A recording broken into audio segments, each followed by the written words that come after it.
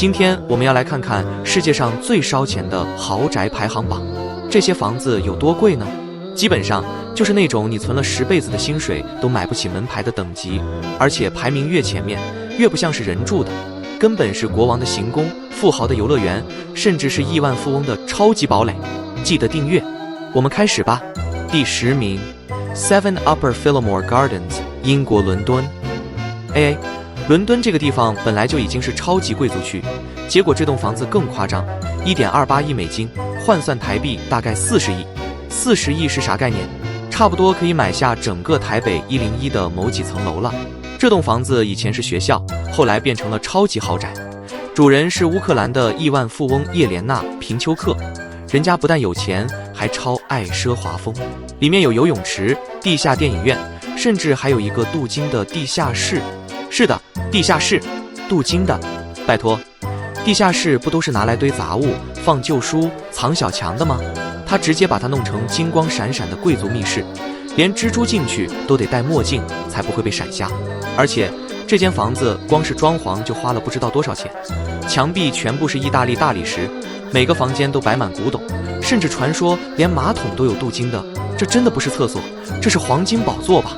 总之，这栋房子就是你站在门口拍照都会觉得自己变高级的等级。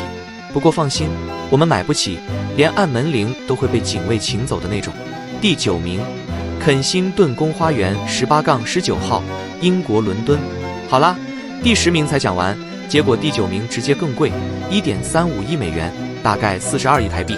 这个价格在台北可以买下好几条巷子，直接当巷弄之王。这栋房子在哪里？伦敦的肯辛顿宫花园，听起来是不是很皇室？没错，这条街号称亿万富翁一条街，住在这里的不是王子公主，就是超级富豪。左边可能是皇室，右边可能是石油大亨，你住进去都不好意思打喷嚏，怕吵到邻居。这栋豪宅的主人是印度钢铁大王拉克西米·米塔尔，有钱到直接帮自己家取了个绰号叫泰姬行宫。你就知道这间房子多浮夸了。里面是什么规格？意大利进口大理石地板，超豪华泳池，顶级宴会厅，听说连马桶盖可能都是黄金的，你能想象吗？上个厕所都是皇帝级待遇，冲水的时候可能还会播放交响乐。而且这房子最夸张的地方是，光是装潢的钱就可以买一栋豪宅。据说米塔尔买下后嫌它不够贵气，又砸了一堆钱翻新。拜托，42亿买到的房子居然还要改装，这是什么亿万富翁的装修烦恼？总之，这种等级的房子，我们普通人连做梦都得排队才住得到。唯一能靠近的方法，就是去伦敦旅游的时候站在门口拍照，然后假装是他的远房亲戚。第8名 ，4 Fairfield Pond， 美国纽约。这一栋直接跳到77亿台币，这已经不是贵的问题了，是可以买下半个台北东区的概念。这栋豪宅在哪里？纽约的汉普顿。这地方就是全美最顶级富豪的度假天堂，不是金融大亨，就是好莱坞明星在这边晒太阳。我们进去大概只能当园丁。这间豪宅的主人是亿万富翁雷纳托·雷纳，人家是真的有钱，而且有钱到连房子都不是住的，而是直接盖成超级庄园。这栋房子的占地63英亩，比好几座足球场加起来还大。开车逛一圈可能要半小时，走路的话你会以为自己在爬山。房子里面有几间房？29间卧室，39间浴室。这个房间数是认真的吗？29间卧室是要让所有亲戚轮流住吗？更夸张的是，餐厅能坐100个人，基本上过年请全村的人来围炉都没问题。重点是，这间房子还有一个自己的发电厂。对，你没听错，不是发电机，是发电厂。就算整个纽约大停电，他家也能自己发电，连打电动都不会卡顿，真正的有电无虑。第7名，埃里森庄园，美国加州。各位，欢迎来到亿万富翁的地盘。刚刚那栋已经够扯了，对吧？但这间直接来到81亿台币。81亿是啥概念？台北101楼上买1层，还可以顺便把电梯包下来专用。你们猜猜这间庄园的主人是谁？大名鼎鼎的科技大佬甲骨文 Oracle 创办人拉里·埃里森 Larry Ellison。这位仁兄除了超会赚钱，还超爱日本文化，所以干脆在加州盖了一整座日式庄园，比京都那些贵族大宅还豪华。这庄园到底多扯？占地9万平方公尺，也就是9公顷。啥概念？就是你每天在里面散步1小时，可能都走不到尽头。重点是，里面不是普通的房子，而是直接盖成一个日本风的城堡。有人造湖泊、茶室、禅院、瀑布，你走进去会以为自己瞬间穿越到战国时代，感觉忍者随时会从屋顶跳下来。最夸张的是它的湖，一般人家里有个鱼缸就不错了，这位大哥直接在家里弄了一个人工湖，里面还养着高级锦鲤，一条可能都比我们房租贵。总之，这栋房子不是给人住的，根本是富豪级度假胜地，住这里每天都像在当幕府将军。不过别幻想了，咱们连当这间庄园的扫地僧都得先面试。第6名，乐潘赫伯别墅，法国蔚蓝海岸。各位，刚刚才81亿台币，你以为已经很离谱了，对吧？不好意思，这一栋直接暴冲到140亿台币。140亿是啥概念？台北101直接买下一整栋，还找得回找零。法国蔚蓝海岸，这地方什么等级？基本上就是欧洲富豪的度假村，随便一个海景房都已经贵到炸裂。但这间不是普通的海景房，而是直接一座王者级别墅。它曾经是比利时国王的夏季行宫，你就知道它有多高级。这栋别墅建于1830年，光是历史价值就已经可以上博物馆了。后来被奢侈品牌 Campari 集团买下，成为世界最贵的私人豪宅之一。里面到底多扯？占地14公顷，比2个大安森林公园还大，50个房间，每天睡一间，1个多月都住不完。超梦幻花园，传说有50名园丁专门打理，修个草皮都像在捡艺术品，墙上挂满17世纪油画，等于家里直接是个小型卢浮宫。重点来了，这里最狂的是私人植物园，种了14000种稀有植物和树木，光是植物的价值可能就比一栋豪宅还贵。你说家里养几盆发财树已经很厉害了，人家是直接开一座植物园。想象一下，你住在这间房子，早上起床散步，结果走了1小时还没走出自己家花园，这已经不是住家，根本是欧洲皇室级行宫。不过没关系，我们普通人连进去拍照的机会都没有，唯一能接近它的方法，大概就是 Google 地图街景模式看看大门吧。第5名，拉图尔奥德翁，摩纳哥。各位，欢迎来到摩纳哥，全球最富有的小国。这里的贫富差距非常简单，因为根本没有贫这个选项。今天的主角拉图尔奥德翁是摩纳哥最贵的住宅大楼，不是一栋别墅，而是整个顶楼豪华公寓，价格高达4.4亿美元，约150亿台币。这个价格，你在台北市应该可以把信义区某一整排大楼都买下来。这栋公寓有多狂？49层楼高，是摩纳哥最高建筑。站在阳台吹风，你真的可以俯瞰整个富豪国度。占地超过3300平方公尺，比一般人住的透天厝大上几十倍。室内装潢全部是顶级奢华风，黄金、意大利大理石、智能家居，你想到的有钱人标配，这里全都有。但最夸张的是，它有一个私人屋顶无边际泳池，搭配滑水道。没错，你没有听错，这间公寓的主人每天在家就能直接溜滑水道，滑进自己的泳池。你能想象吗？一般人住公寓，连装个冷气室外机都要考虑邻居意见，结果人家直接盖个水上乐园。你去饭店住个无边际泳池就已经觉得很奢侈了，人家是自己家就是饭店。基本上只有世界级富豪或王室成员才有机会。摩纳哥本身就是亿万富翁的天堂，这间公寓更是只有顶级富豪才买得起。而我们呢，最多只能在 Instagram 上看别人拍的照片，然后在心里住一下。第4名，维登霍夫庄园，英国伦敦。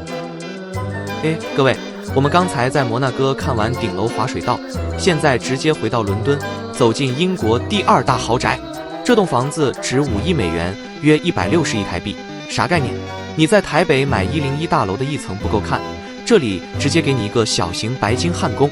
这栋豪宅到底有多夸张？占地3.6公顷，大到可以自己办奥运会。65个房间，其中包括25间卧室，你每天换一间房睡，差不多1个月才轮一圈。最浮夸的是它的宴会厅，高度达21公尺，比一般人家的4层楼还高，基本上可以在里面踢足球。这栋房子的主人是谁？谜一样的俄罗斯富豪。2014年，有人悄悄地用离岸公司买下了这栋宅邸，虽然名字一直没公布，但大家普遍猜测是某位超级有钱的俄罗斯亿万富翁。这房子平常低调到不行，但你要是从空中看，会发现它有一个超级巨大的地下扩建，比地面上的房子还大。据说地下有电影院、健身房、SPA、泳池，还有一整个地下宫殿。你以为伦敦地铁才是伦敦最大的地下设施？不，最大的是这位富豪的地下城，160亿台币。你在台北信义区买房，可能可以从台北101买到南山广场，再顺便买个 Bella Vita 来逛逛。但问题是，就算你有钱，人家也不会卖你，因为这类豪宅都是有身份地位的人才能碰的，你可能连富豪圈的门槛都进不去。第3名，维拉利奥波达庄园，法国尼斯。各位，我们的价格正式突破200亿台币大关。现在来到法国南部的尼斯，这地方已经是欧洲顶级富豪的天堂，但这栋房子更是富豪中的富豪等级，7.5亿美元，约240亿台币。这个价钱买下整个台北大安区都不成问题。喜极而泣，这栋豪宅的背景超狂。Villa Leopolda 是一座充满传奇色彩的豪宅，最早是比利时国王利奥波德2世 Leopold II 在1902年盖来当度假宅的。对，你没听错，国王的度假宅。我们普通人出国度假只能住 Airbnb， 结果国王直接在法国海岸买下一片山头，盖个超级庄园给自己爽。这才是真正的度假模式。占地8公顷，拥有无敌地中海景，基本上就是站在阳台就能鸟瞰整个法国南部。50多个房间，连佣人住的房间都有几十间，基本上就像一间超豪华饭店。户外有大片花园，花园大到需要50名园丁全天候打理，比我们家巷口的公园还夸张。那些私人泳池、直升机停机坪、网球场，更不用说，这些对富豪来说已经是标配了。最神奇的是，这间豪宅的装潢超经典，连007电影《皇家赌场》都曾在这里取景，你就知道它的气派程度。住在这里，感觉自己随时都会被误认为是詹姆斯·邦德本人。他的买家是谁？这里换手过不少传奇人物，包括各国王室、银行大亨，还有超级富豪。但最有名的故事是俄罗斯首富米哈伊尔·普罗霍罗夫 Mikhail Prokhorov。他2008年一度想买下这栋豪宅，结果后来反悔，惨赔5000万欧元的定金。5000万欧元约17亿台币，对他来说就像是定金随便赔，但对我们来说，那个违约金都够我们几辈子吃喝不愁了。7.5亿美元的豪宅，你以为重点是你有没有钱？不，这个等级的房子连想买的资格都很难拿到。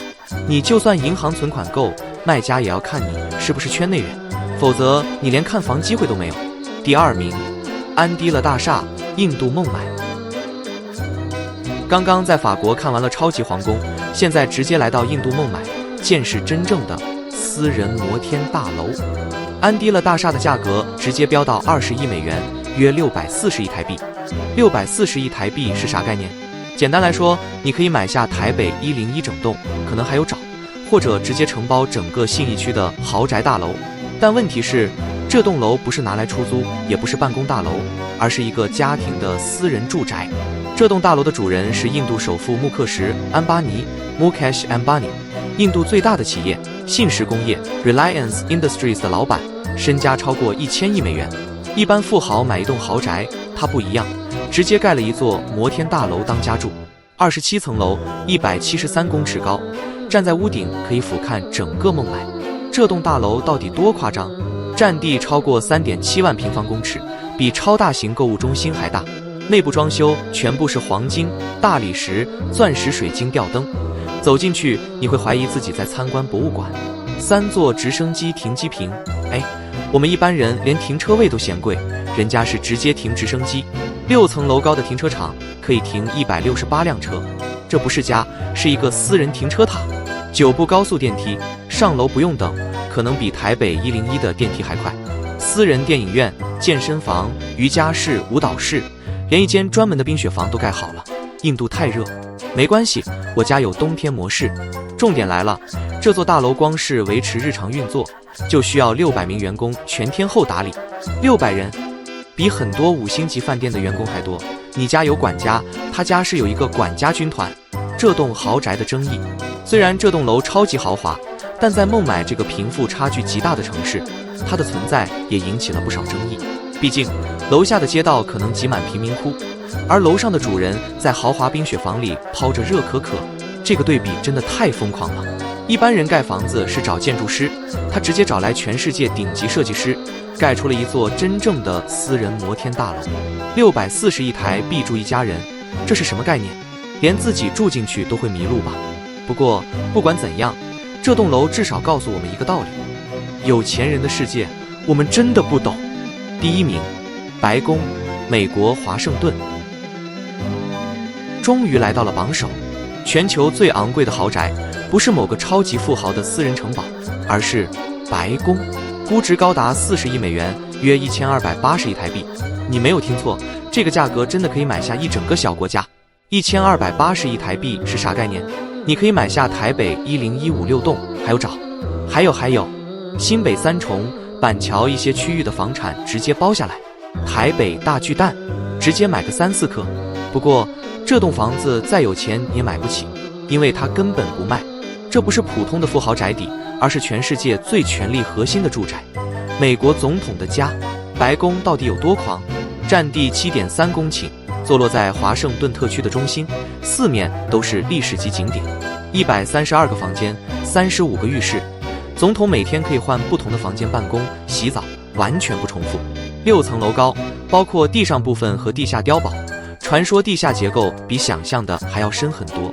私人电影院、网球场、保龄球馆、游泳池，这不是总统府，这是 VIP 俱乐部，24小时军事保护，住这里最安全。